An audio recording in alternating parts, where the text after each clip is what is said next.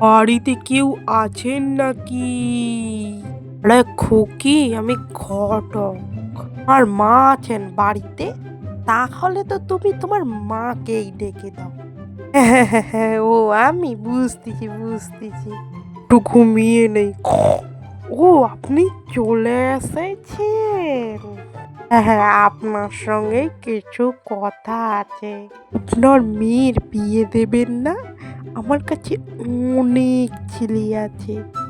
ও, আপনার মেয়েটার অনেক ছোট না? তাহলে আপনার তো ছেলেটার বিয়ে দিয়ে দিন। কি, ছেলের বিয়ে দেবেন না? ছেলেটা যে ভালো চাকরি করে।